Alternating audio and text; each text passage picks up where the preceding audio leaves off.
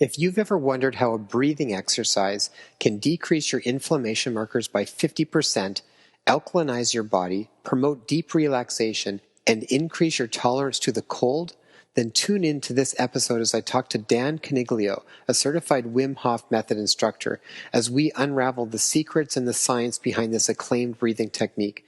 Dan will show you how the Wim Hof Method can be a powerful tool to improve your health, as well as a catalyst to stepping into a much bigger life. Welcome to the Inspire Health Podcast. Your life is about to get a whole lot better. Have you ever felt like you tried everything and yet still couldn't find the answers or the solutions that you were seeking? Whether you're dealing with chronic illness, physical or emotional pain, I want you to know that your body is the most sophisticated machine on planet Earth. Your body holds unfathomable wisdom. Trust in it and learn from it. Know that there are answers and there are solutions to your specific health challenges. And we will be uncovering all of them here on the Inspire Health Podcast. I'm so excited to be a part of your healing journey. Your transformation starts now. Dan, thanks so much for coming to the show. I'm really excited to touch base with you and talk to you about a few things. I'm excited to be here with you, Jason. Yeah, well, we just for everybody knows, so Tay and I, my wife, she and I went and did your workshop just on the weekend. It was a full day Wim Hof Method workshop, and it was amazing. So my wife and I have been talking about it pretty much ever since. So I knew I needed to get you on here and go through it and share the experience with people so that others might be able to understand it better and then stretch their boundaries a little bit, just like we did. Yeah, thank you so much for having me on and for coming out and being open enough to giving it a shot. Oh, It's my not the pleasure. easiest thing to convince someone to come and get into an ice bath. So I really Well, appreciate people like yourself that are coming out and giving it a try and spreading the word that it's not as scary as it initially seems. yeah, well, I for people that aren't aware of it, so maybe you can just break down who is Wim Hof, what is the Wim Hof method, and so what's your story? How did you kind of end up getting into it, just so people get an idea of what we're talking about here? Okay, I guess I'll talk about Wim a little bit first. Wim Hof, he's a Dutch fellow. He's known as an extreme athlete. He's gained a lot of world records in his lifetime, somewhere in the range of 24, 25 world Guinness World Records he's had for all kinds of different things, but many of them have to do with cold exposure, climbing Mount Everest past the death zone in his shorts, completing a marathon above the polar circle in his shorts and his bare feet, doing a marathon in the desert without drinking water. He's achieved all kinds of incredible things, being submerged in an ice bath for nearly 2 hours. So he's done all these incredible things in his life that brought a lot of attention to him, and people thought he was just a bit of a freak of nature. But what he wanted to show is that everybody has this power, and he didn't want it to be speculative. He wanted it to be scientific. He wanted to be tested scientifically and show that not only he could do some of these incredible things, but that he could train others in his method so that they were able to do these things and have it documented and backed up by science. hmm Yeah, and if anybody hasn't actually seen Wim Hof, he does look like quite the character. I mean, he's fully into what he does. He's an absolute extremist, and I mean, really, he's pushing his boundaries on what his body's capable of doing. And like you said, it's not just about him. He's showing everybody else how they can do it too. And he's a very charismatic individual, and that's what drew me to him, is hearing how passionately he speaks about what he loves and the kind of lifestyle he likes to lead. Is just a very inspiring guy. To see him do all these seemingly impossible tasks is really inspiring, and then to empower you with that, some of that ability as well to do it yourself, is quite an incredible thing. hmm Well, how did you end up? Sorry, go ahead, Dan. I was about to lead into exactly what you're saying. You're going Yeah, to say how I get into it. Yeah. There are because you're a great. musician by trade, so. I am. Yeah. Yeah. First and foremost, a musician. But around the time I was 30 years old, I found yoga. A Moto Yoga opened down the street from me, Moto Yoga location, which is known for their hot yoga. So I started off doing hot yoga and eventually found some incredible teachers like Yumi Chung and her husband, Scott Peterson, who's a musician, and spent a lot of time with those guys and went on yoga retreats and really noticed the benefits that yoga was having on my life. Really profound benefits, becoming calmer, becoming stronger, more flexible, better dealing with stress, and just better relationship with myself, first and foremost, more than anything, just really healing the relationship I had with myself, treating myself with more love and kindness and generosity and less criticism. And I loved yoga so much that I ended up doing a yoga teacher training. And during that yoga teacher training, I saw this Vice documentary pop up on my newsfeed about Wim Hof. And if anyone hasn't watched that, I suggest you watch it. It's a great way to watch it. You get to learn about Wim, you get to see what he's like, his personality, and then you get to hear the testimonials of all the people who have tried this out. And it seemed insane to me because, you know, in this video, you see this man diving under ice and swimming in ice water in his shorts. And you think, how is this possible? And I was completely cold adverse. I'm Italian genetically. I was born in Canada, but my parents were born in Italy. And I never enjoyed the Canadian winter whatsoever. I'm not a skier, not a snowboarder, not into any of that kind of stuff. I would just curl up into a ball in winter and complain about the weather over and over again. And that never seemed to really change anything.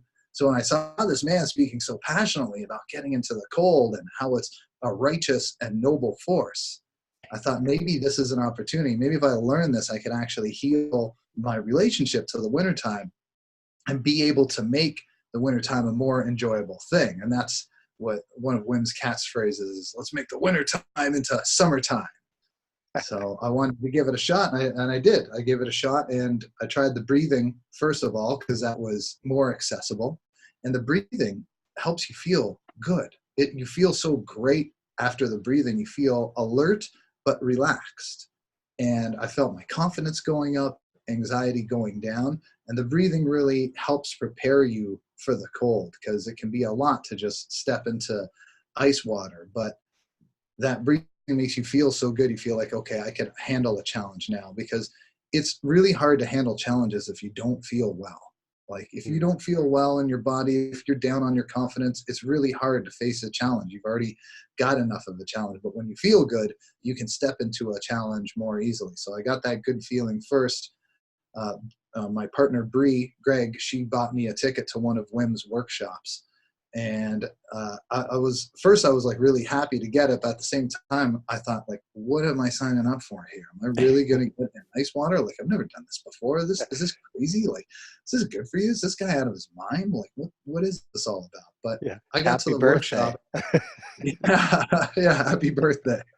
I got to the workshop, and Wim was just sitting there talking to people, and he was such a chill guy and relaxed and really open and receptive and very kind to everybody there.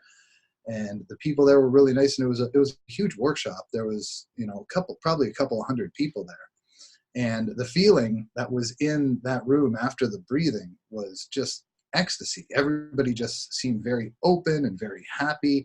And then they had these giant pools full of ice water, and we would all get in, like probably like 30 of us at a time would get in these big pools, and Wim would get us to sing Somewhere Over the Rainbow.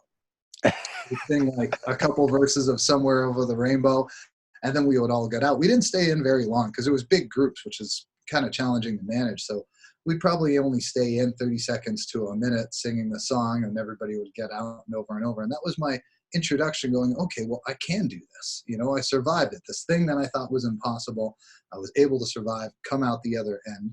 And anytime you do that in life, anytime you think something isn't accessible and then you access it, come out the other end, it's a feeling of victory.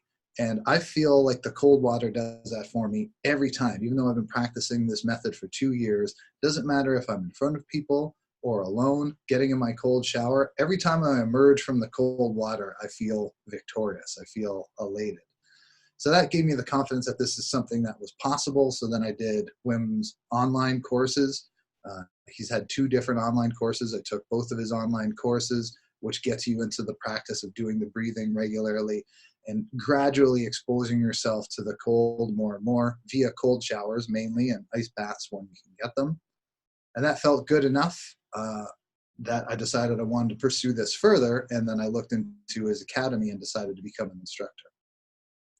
Nice. And you went and did the instructor training with him out, and I remember you talking at the course. That was quite the experience too, where you were doing not just cold immersions, but some crazy hiking and managing your breath while you're doing a lot of it, and everything Hmm. too, eh?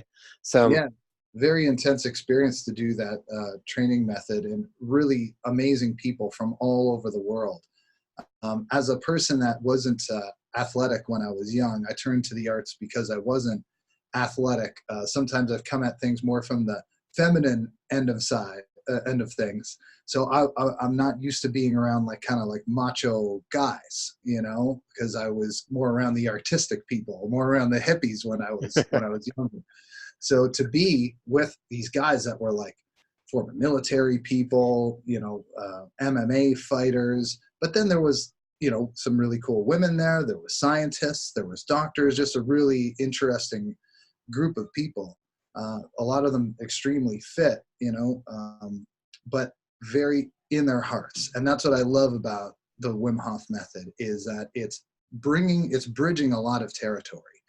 Guys that have these backgrounds, military guys that maybe have some PTSD, are using the Wim Hof method to find healing, and their hearts are opening. So even though they're tough guys, they seem like macho guys, they got these big, beautiful hearts. And after spending a few days together, we would come out of a breathing session and all of us are hugging each other and crying into each other's beards. And it's getting really, really messy, but really beautiful, like incredible sharing. And that's what Wim is like too, is even though he does these incredible feats and he has this incredible focus, he's so playful.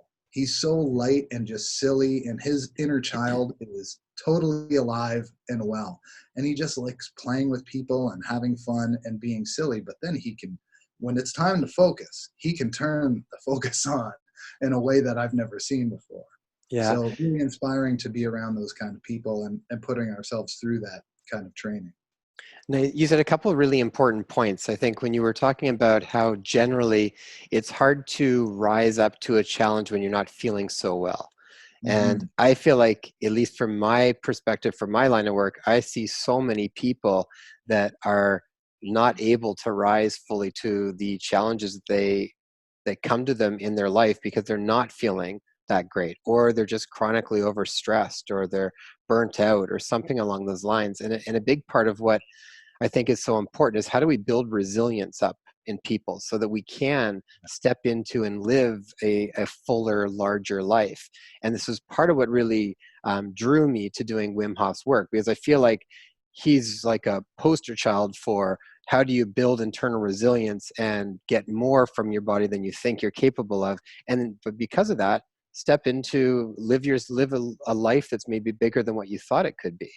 So Hmm. when you were talking about that, how do we, I'm thinking maybe the next part would be, what are Wim's pillars? Because he's kind of got sort of three key aspects of what Wim Hof method is all about, as far as how do you put these pieces together. So can you kind of talk about the three different pillars and how that pulls everything together? Yeah, definitely. Uh, so the three pillars are breathing, mindset, and cold exposure. The breathing comes first, and I think that's really important for exactly the reason we're talking about. That if you don't feel well, it's hard to rise to any challenge. And I agree, that's one of the biggest problems in society right now that we're facing is overwhelm, Mhm. stress, the belief that you do not have the resources to meet the challenges that are coming at you. You don't have the time, you don't have the energy, and that there's more happening than you can possibly deal with. And I've felt that many times, and that's a very difficult thing to deal with. So the breathing gets you in a better state right off the bat. You finish 3 to 5 rounds of this breathing where we do these deep inhales and relaxed exhales 30 or 40 times.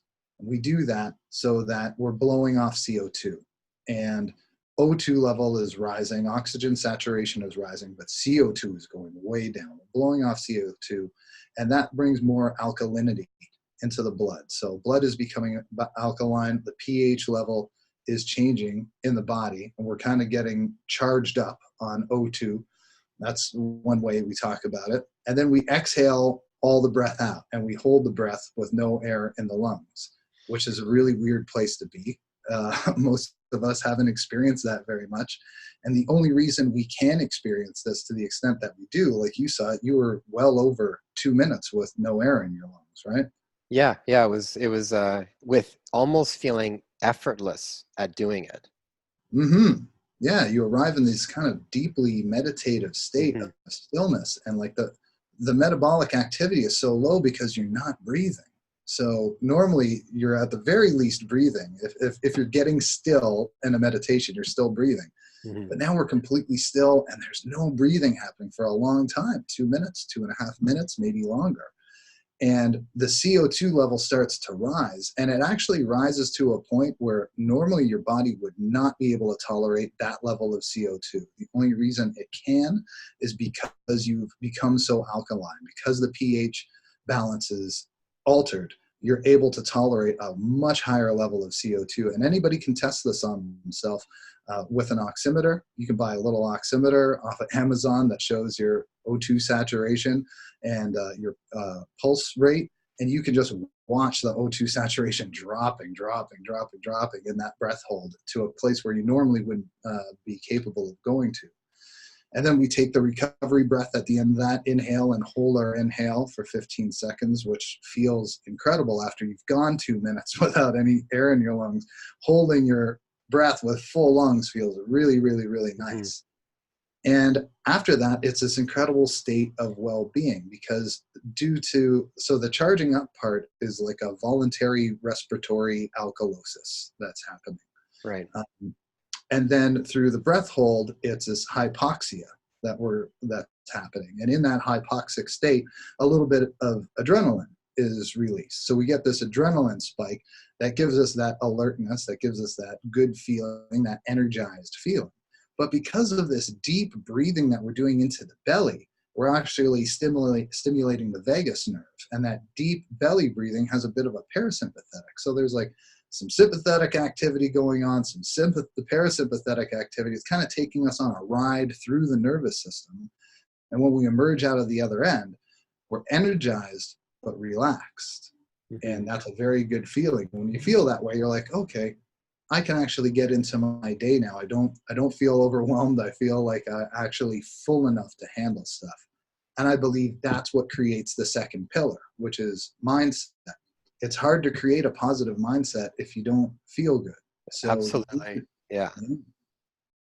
so you Yeah, and need that's a really important point too, because I find a lot of times it goes the other way around. People try to create a positive mindset even though they feel kind of shitty or they feel kind of crappy underneath.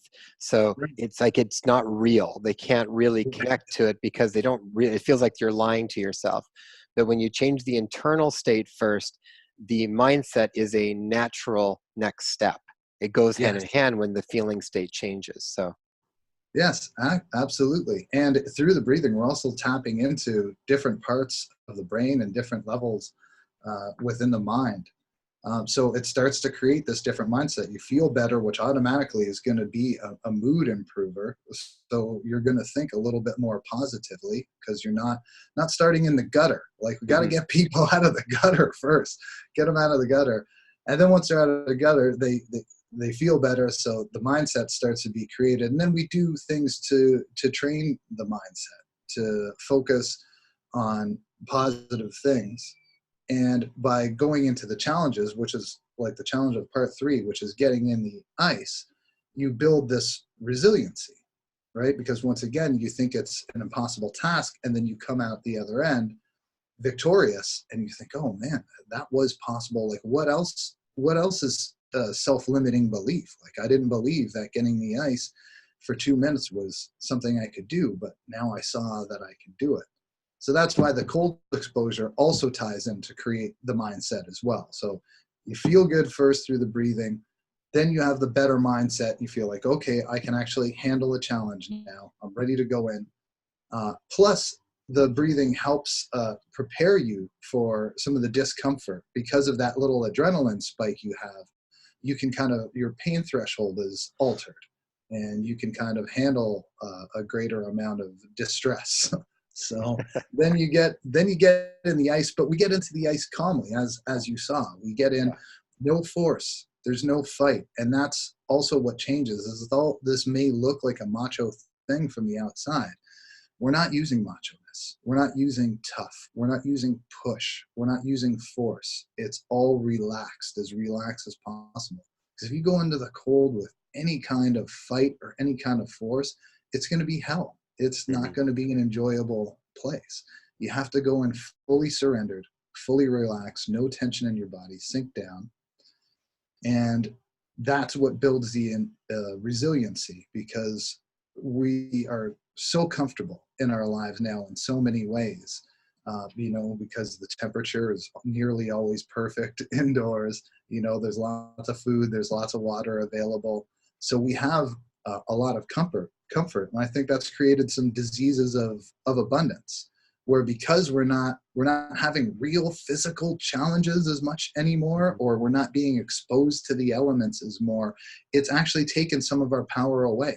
And we've given the power to the technology, to the devices, and it's stripped some of our power away. So we got to get some of that power back. Don't get me wrong, I don't want it to go away. Like, I love my phone. I love the fact that you and I are able to connect right now via this incredible technology, and all these people are going to be able to hear it as a result. So I love the tech and the comfort, but we have to start rewilding ourselves a little bit and exposing ourselves to some of these elements to make ourselves more resilient. So that's where the cold exposure part comes in. You come out the other side victorious, and then again, that creates the positive mindset. You get this euphoria of surviving a challenge, and you've triggered your survival mechanism by going into the cold as well. Yeah. It was a pretty amazing experience. And I remember when I was doing the breath work initially, and like we had talked before, I'd done some different breath work and whatnot too. And Wim Hof's just another variation, it's got different components to it. You get a different experience with it. But I remember thinking, for people that are just really wound up tight, or anybody that's really dealing with things like anxiety and whatnot, I was thinking, if they, sometimes I think they've almost lost their compass on what it is supposed to feel like to actually feel relaxed again in their body. And sometimes an experience like that, I remember at the end of we did several sessions of doing 30 breaths and going through the method. And at the end, you're just lying there in a really, I think, a quite deep state of deep relaxation. I remember thinking, I just feel like that would reset some people's bodies again to just again experience a really deep level of relaxation that sometimes you can't get to, even just through meditating and whatnot. I mean, sometimes you need to have a very body experience to help get you into that situation. And then once you have felt it again, it almost resets a new set point for you to go, oh gosh, like that's what it's supposed to feel like. I totally forgot how relaxed your body can actually get, you know? Mm-hmm. 100%. Like, meditating can be pretty challenging. And I believe in meditation 100%. I think it's a great Absolutely. thing. First of all, just to be able to sit in a meditative position, a lot of us aren't mobile enough in our bodies just to even sit in that position, because we're used to sitting in chairs and cars. So it's just being able to sit on the floor is enough of a challenge. Mm-hmm. Then on top of that, stacking that with trying to breathe and trying to quiet your mind, and you don't have any tools, and you're just maybe feel bored or just aren't ready for it. But the great thing about this is it's very accessible, because the breathing is creating that mental space for you. It doesn't take a lot of effort. Mm-hmm. And anyone can do this in their own bed.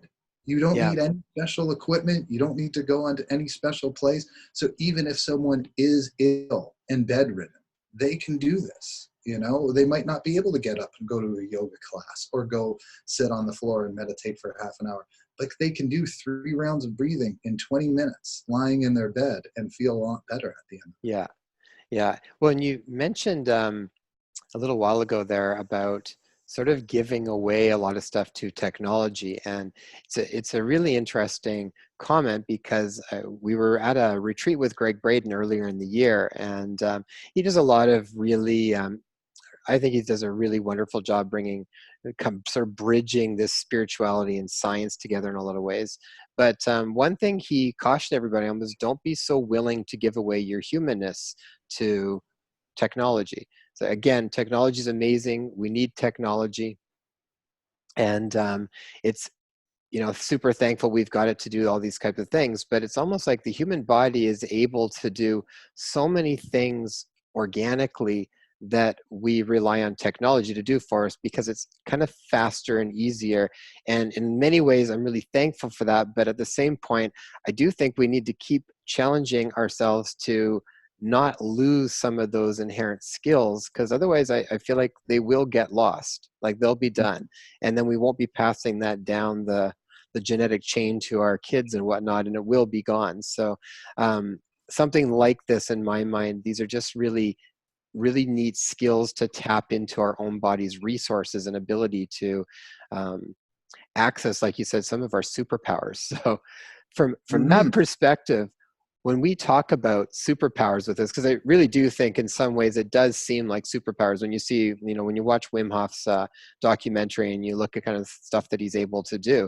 What are some of the superpowers, sort of for lack of a better term, that we can tap into when we do this? What are some of the things that you might be able to, like the average person might be able to take and benefit their life from the Right. Wim Hof method? I think the first superpower is just the ability to tolerate the cold and the ability to thrive and have fun of it. Mm. Now, of course, there is still limitations. Even Wim has limitations, but through practicing this, you're able to tolerate cold to a degree that the average person couldn't even imagine. Where I go for walks around my block in my shorts with just shoes and shorts on in the dead of winter, and Bree is beside me. She's bundled up from head to toe with gloves and a hat and a scarf, and you're walking around your neighborhood in shorts, and people do think you're a superhero. They're walking past you like cars are screeching to a halt, horns are honking, like, look at this guy, what is he doing, is he out of his mind? And I kind of like that phrase, out of your mind, because too much of us are stuck in the mind. It's like, yeah, Mm-hmm. I am out of my mind, I'm in my body, and my body knows how to deal with this, at least for a certain length of time, and I can be out here for 45 minutes or an hour and be okay. You get to know your body and know your threshold, and we never want people to go too fast with this. We want gradual cold exposure, building up your tolerance slowly over time. And then you can have this ability to tolerate the cold. And I think that's a superpower in itself. Being able to get through the Canadian winter happily is a superpower, because most of us are going around just complaining and dreading it the whole time. But then if you can make it playful and turn it Yeah. around and go, oh, the snow's falling, awesome, I'm going to go outside and do my cold training. Like, yeah, let's go for a walk. And the look in people's eyes when they see you, you walk through the park in your shorts and people look at you and their eyes light up. They feel inspired. They see that you've done something to empower yourself, and you're not just being crushed by the weight of the winter. You're actually making light of it and having some fun with it. And then from there, being able to actually go out into nature and getting into cold water, that's another superpower. Canada, we've got some real cold water, even in the Mm-hmm. summertime. You go up to Tobermory, where I was last summer in June, and there were people canoeing. They said, don't get in that water. You will die if you step in it. And I said, I don't think you know who you're working with here. And it was 5 degrees Celsius, which is pretty darn cold, but able to get in and swim around. And that's such a liberating feeling, and really opening up yourself to more of nature. Like, Mm-hmm. okay, we can love nature when it's warm and when it's cozy, but can we love nature when it's a little bit cold and a little bit bitey? So I'd say that's the first superpower, just the ability to tolerate the cold. The other superpower is the ability to tolerate stress, to go into stressful circumstances and once again make light of it and have fun with it. I think is another incredible superpower, and it's changed the way I work, even at work now, because you're changing your relationship to stress. You're going through these Mm-hmm. things that would normally be stressful, but you practice doing this in a playful way and surrendering to the experience, and then you can start taking them to other areas of your life. And I run a business. I've got, we have 25 full-time employees, 25 teachers. It's a big business, and there's a lot coming at me every day trying to manage that business. But my overwhelm is not there the way that it used to be. And I'm out of my head. I have a greater trust that things are going to work out in the end. And if I don't have the answer right now, I can wait a little while, and the answer is going to come. I don't have to push and force for the answer. I can just wait. The answer will eventually reveal itself. So, and it's done a tremendous amount for team building in the store as well. Even though my staff aren't necessarily practicing the method, it's just the way of being that starts to come across to people, and they can feel it. You got to bring in a bunch of the big cold plunges there and just have one big team plunge or something. But Yeah, it's I plan on doing at least a breathing session with them. I don't know yeah. if all of them are open to the cold exposure concept yet. Some of them are, but I want to do some breathing with them. Oh, and I guess that's the other superpower too, is the ability to tolerate CO2. Through doing this breathing method, you have a greater CO2 tolerance. So it's almost a little bit like altitude training, and that's why groups of Wim Hof trained people are able to do so well on these mountain climbs, that they're able to do them in record time. They're able to acclimatize to the acclimation of going up the mountain much easier because of this breathing technique. They can tolerate greater levels of CO2 in the blood. Nice. And they also found like some pretty major health benefits that go with this too. I guess out of the superpowers, but just as far as for improving one's overall health, I think they found like some pretty significant changes in inflammation too, and whatnot. Do you remember some information around that? Yeah. In the breathing, you decrease the pro-inflammatory cytokine TNF-A, so tumor necrosis factor alpha. This is a pro-inflammatory cytokine, and that is decreased by 50% by doing this breathing. And the anti-inflammatory IL-10, interleukin 10, is increased by 50%. So we have this modulated immune response where the pro-inflammatory is going down, the anti-inflammatory is going up. And what Wim was able to show both in himself and the test subjects is when they were injected with an E. coli bacteria, they were much better equipped to tolerate that E. coli bacteria and didn't have the flu symptoms for hours on end that so many in the control group, everyone in the control group had those symptoms, and they were able to mitigate those symptoms. So just a much better modulated immune response in general. So inflammation is going way down.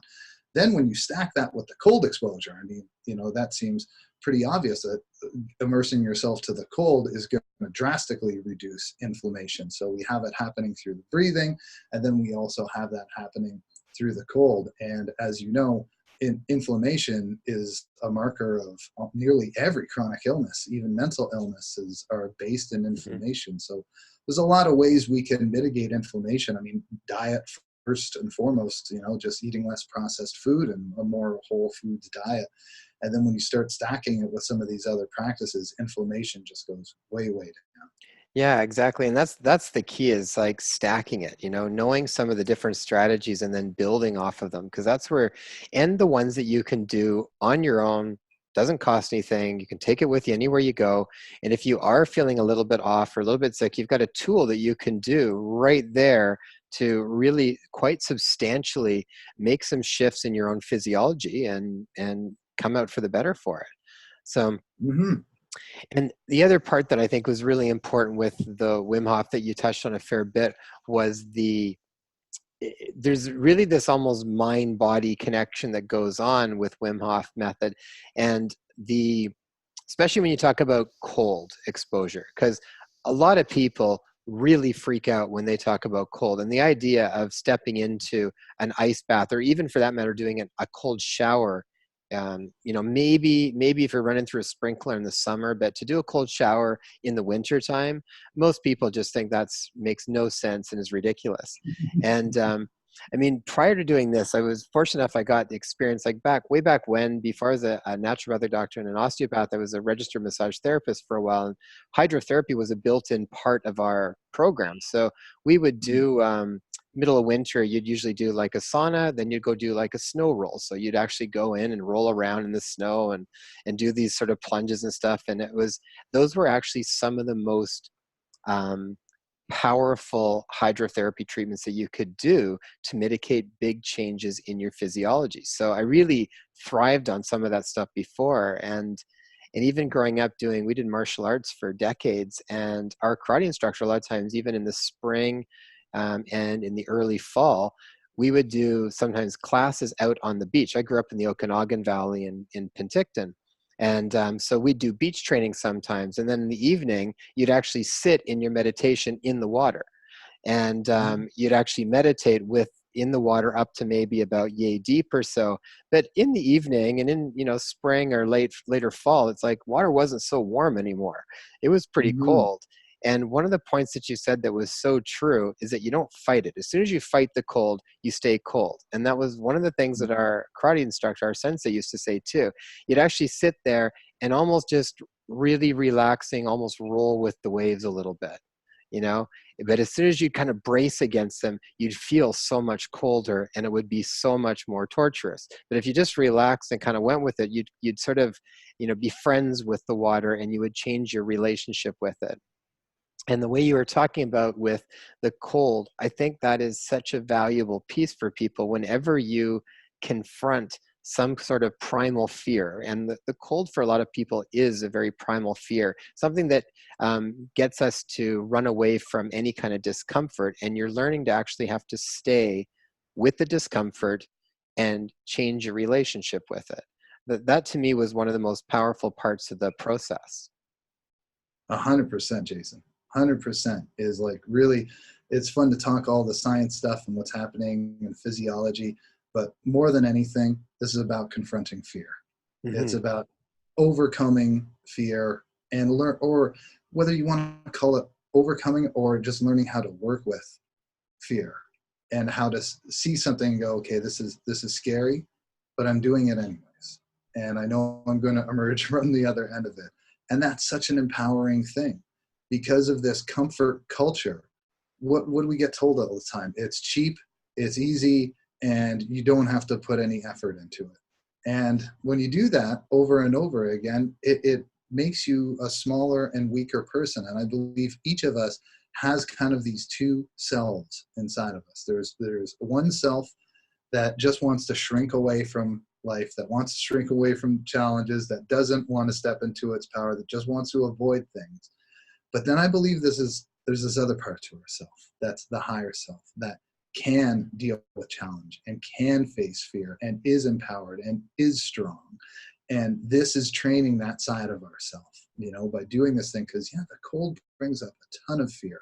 It's dramatically uncomfortable, and we have all these weird habits that we do to try to deal with it that don't make it any easier. Like you go outside in the winter and it's cold and you see people jack their shoulders up to their ears and like get really tense.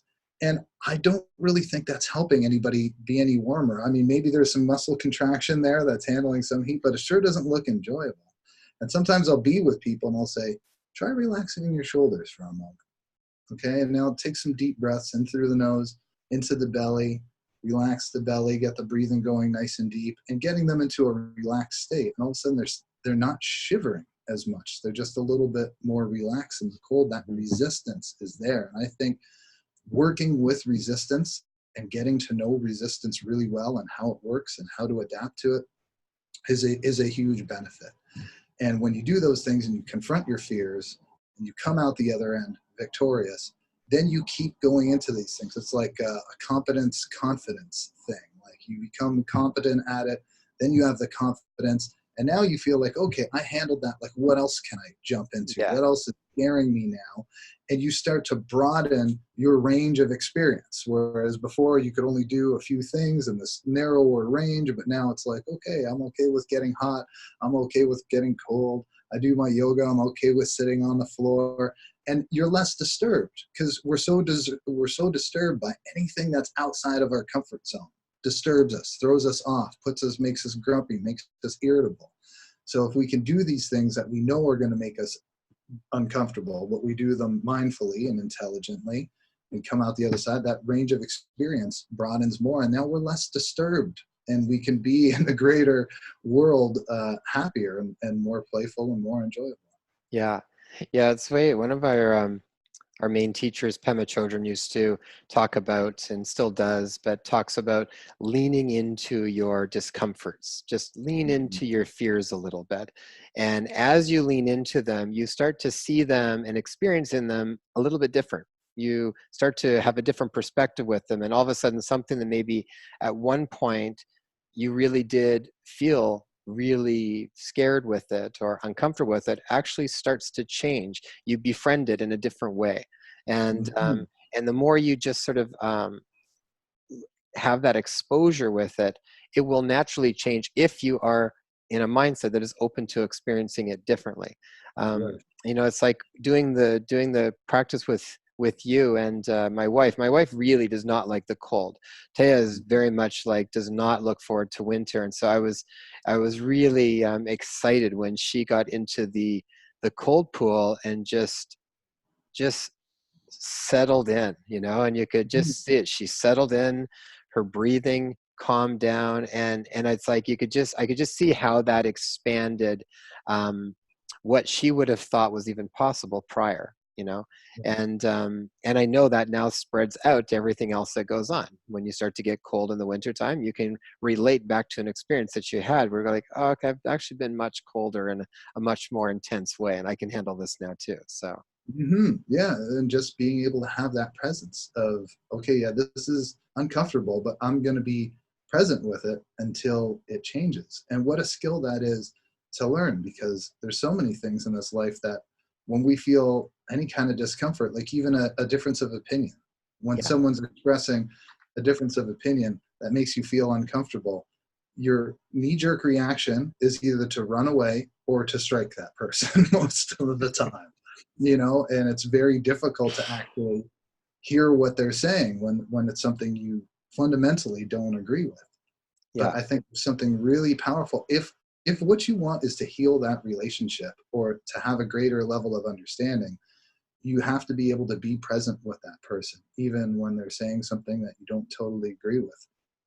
And if there is any chance that they're going to get on your side or see things your way, only going to happen when you're able to listen to them first. If you're able to listen to them and be present with them, and they feel like, oh, okay, this person can hear me speak without attacking me, they might be more game to listen to you. And that's an important skill. We really got to work on the communication. And in good communication, there's lots of discomfort, lots of discomfort. Yeah. So it's an important thing to be able to learn. Yeah, I love it. Um, is there anybody, well, I guess maybe let's go here. Is there any specific side effects or contraindications to doing the Wim Hof method? Is there anybody that really should be careful before they do it, or is it sort of wide open? Anybody could jump in, or Yes, thank you for mentioning that. There are a couple people with epilepsy are advised not to do the method, and if you're pregnant, you're advised not to do the method as well. Some people with Raynaud's syndrome can have a tough time, people with circulatory disorders. So if you want to try this, it's a good idea to speak to your doctor first. If you have any of those conditions or any serious health conditions, you can speak to your doctor first. But for the most part, this is a safe thing for people to practice because it's within your control. And if the sensations ever get too much, you can stop. We don't recommend you try to sit in an ice bath for an hour your first shot. Do one round of breathing and see how you feel. Take a 30-second cold shower with the cold water on your feet only. Just to only do your feet for 30 seconds and breathe deeply through that.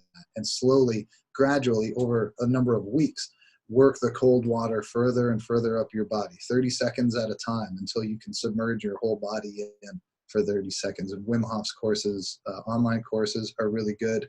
And of course, getting out to a workshop. is a Mhm. great way. I mean, that was my first introduction. I did the workshop, and then I took his online courses. And there are workshops going on all over the world. There are 500 certified Wim Hof instructors all over the world now. So you can just go to wimhofmethod.com, and you can go on an interactive map and find workshops all over the world. Search people out. You'll find me on there as well. Um, yeah, does that answer that question? Yeah, yeah, absolutely. I think that was the main one. I just wanted to make sure that we covered if there was anybody that was interested in it, that needed to kind of check in first. And Oh, you one segued. other safety thing I should mention that we always mention is please never practice this method while you're submerged in water or anywhere that would be dangerous if you lose consciousness. While it's very unlikely that you'll lose consciousness, it is possible through that deep breathing that you could get lightheaded and possibly pass out. So that would be a really bad thing if you were driving a car or operating some kind of heavy machinery. So when you practice the breathing, do it seated or lying down in a safe environment. Yeah, and absolutely, it's like I think you can go online and you can learn about a lot of these techniques, but there's a very big difference between watching just a video on it and trying it out yourself, and then having a real interactive experience with someone that knows what they're doing, that's been through it, that can talk to you about it when things are coming up and navigate you through the entire experience of it. And also this innate sort of bonding that happens when you are with other people going through things together. And Hmm. that's actually a really important piece of it too. You develop this sort of connection and feeling of community just by being a part of the group. Definitely, yeah. It's amplified. That victorious feeling when you come out of a cold shower or come out of an ice bath is totally amplified when there's a group of people witnessing that with you and cheering you on and supporting you. This isn't competitive in that someone who sits in the ice bath is going to get like the most amount of points or something like that. That's not the way we do it. We're there to support each other, whether you're in there for 20 seconds or 30 seconds or 3 minutes, whatever it is, we're all there to support each other through it. And there's something very tribal and very ceremonial about Hmm. doing it that way. And I agree, get out and actually do this. I mean, I did Wim's workshop the first time with that group of people, and then I did his online classes on my own, and I felt like I was pretty competent. I felt like I knew the breathing really well, and I was getting into the cold showers, and I was a little skeptical. Even when I signed up for the training, I was like, is this going to be worth it? Like, it's pretty substantial amount of money to spend on this training, and it's really just a simple breathing technique and cold exposure that I can do for free in my place. Is this really going to be worth it at all?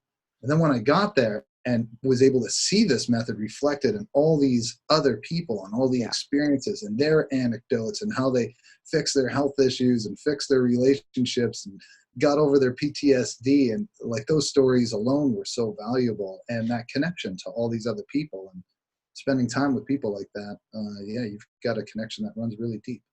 Yeah, so much of it's not just about the techniques, it's about the experience that you take with you when you do these things. So I'm a big proponent on doing and having those experiences, because that's what ultimately where I think most of the learning really happens, is through that visceral experience that you get to have with other people. So not just with Really. other people, yourself too, but it's different when you do have a group dynamic with it. Definitely. Definitely. I think Awesome. sometimes we just need excuses to get together and spend time together. Like we have all these things like people aren't comfortable with just, let's just sit in a room with nothing and just talk to each other. It's like, what are we going to drink? What are we going to eat? Like we Right. got to consume something in order for this not to be awkward. So It's like, when can we start the process of connecting? yeah, absolutely. Nice. Dan, is there anything else that we missed that you think is important about Wim Hof method? Anything that you want to share, or do we cover most of that? I think we covered most of it. The only thing I would add to that is if you're a person out there and you don't have the contraindications of epilepsy or pregnancy or Raynaud's, and you're sitting there thinking, there's no way I can do this. I want you to know that this is possible. This is possible for everyone, and that your wife Taya, myself, no previous cold exposure, did not think this would ever happen. Or this something like this would be possible. you can do it, and you don't need special training. Sometimes people think like they need to be a yoga master or like a meditation master. No, we've had people come out in their 50s that have led a sedentary lifestyle, that eat processed food, that have never had any kind of yoga, mindfulness, meditation training, never done anything, and get to this workshop and do the breathing and get in the ice bath and feel incredible after. And and it's so often that people will walk in the door to the workshop and say, listen, I'm really interested in learning this. I want to do the breathing, but I ain't going in the ice today. I'm here, I'm going to watch everybody, I'm going to support, but I'm not going in the ice. And every person I hear say that when they arrive at the workshop ends up, not through my force, through their own choice, getting into the ice by the end of it and having a good time. Yeah. And a big piece, I think, too, for people to know is like so many times we get in our heads so much more and build these fears up into something so much bigger than they actually are. I think of it like we do with emotions a lot of times. It's like if you just, it was explained to me once, an emotion, think of an emotion like an ember. Like if you don't do anything to it, you just let it kind of run its course. It doesn't become that big. It just burns and fizzles itself out. But we sort of, with our thoughts and our thinking, we kind of blow on it and we make it bigger. And next thing you know, it's this big forest fire, and we've turned it into something that it was really never in the first place. It wasn't even like that. And I feel like these types of things you can build them into being such a big thing. And the reality is when you actually go and do it, it's not that it's not cold, but it's like, it's so much more doable than you actually think it is if you're just getting caught up in your thoughts about it. The experience of actually sitting there and going into it, it's cold, and you're not telling people it's not cold, but you're capable of so much more than you think you are. And once you go there and you have that experience, and then your whole life just feels a little bit bigger after that. Mm-hmm. Yeah, absolutely. Nice. Dan, where can people learn more about you, and what have you got on the burner here? When's the next teaching that you're going to be doing? Where are you going to do it? How do they learn a little bit more about you if they want to check you out? Okay, well, people can search me if you Google my name, Dan Coniglio. The last name is spelled Coniglio. I'm sure you'll see it in your podcast app. If you just search the name, you'll find me on the Wim Hof database, on the Wim Hof list of instructors. You'll find me on the platform there. You'll also see some videos that I've got posted on YouTube, a couple of different highlight clips of the workshops. I'm on Instagram as @Dan_Coniglio, so same spelling, @Dan Coniglio. You can find me on there. And I've always got my workshops listed on there. The next one we've got coming up, we're going to ring in the new year, January 4th, Octopus Garden. That's a Sunday, first Sunday of January. We're going to ring in the new year with the Wim Hof Method workshop at Octopus Garden. Really beautiful yoga studio, downtown Toronto.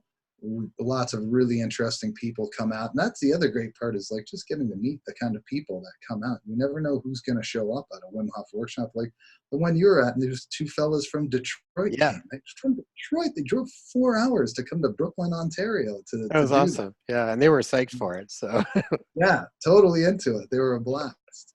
Yeah.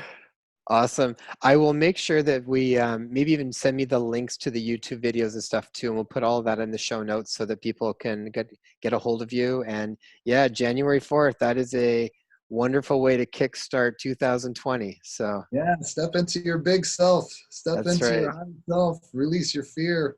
Step into your power. Awesome. Dan, thank you so much. I really appreciate your time and expertise, and let's do this again soon. You're welcome, Jason. Thank you so much for having me, and thank you for the beautiful work you're doing to serve your community and to help people out in this world. I really appreciate it. My pleasure. Well, that was awesome. Thank you so much for taking the time to invest in your health and well-being. Since this podcast is brand new, reviews and subscribers are so vital for us to get off the ground and share this really important information. So if you found this information valuable, please post a review and subscribe to the podcast so you'll get our newest episodes. Also, if you know of someone who would benefit from this, please share it with them. You can also find us on Instagram at #InspireHealthPodcast. If you have a question that you'd like to be addressed, direct message me on Instagram or leave a comment on one of my posts. I would love to hear from you. And you can grab our show notes and free resources for each episode at inspirehealthpodcast.com. So be sure to go online and check it out.